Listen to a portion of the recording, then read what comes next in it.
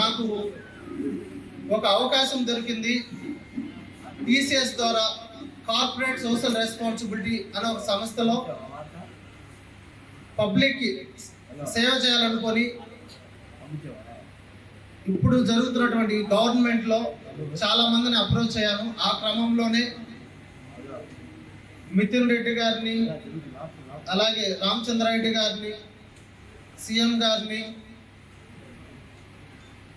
ఒక DGP and CS లాంటి పెద్ద ఆఫీసర్స్ని కలవడం, అలాగే తెలంగాణలో కూడా ఐటీ మినిస్టర్, కర్ణాటకలో కానీ సీఎంని ఇలా కలవడం, అలాగే కిరణ్ కుమార్ రెడ్డి గారిని గతంలో కూడా కలవడం జరిగింది.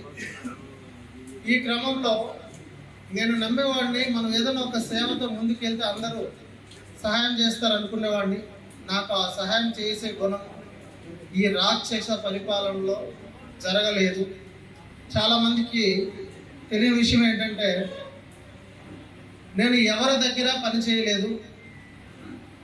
స్వచ్ఛందంగా నా కంపెనీలో వచ్చినటువంటి ఫండ్స్ని మన ఊరి డెవలప్మెంట్ కోసం కృషి చేశాను.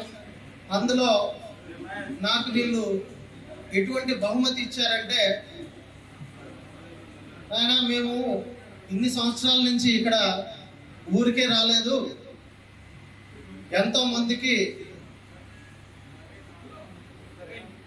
డబ్బులు ఇచ్చి ఎంతో టికెట్స్ కొనుక్కొని ఈ స్థాయిలో ఉన్నాం, మేము కూడా డబ్బులు సంపాదించుకోవాలి, మాకు ఏదైనా ఉపయోగపడేది ఉంటేనే చేయండి, అలాంటివి లేనప్పుడు చేయకండి అని చెప్పడం జరిగింది.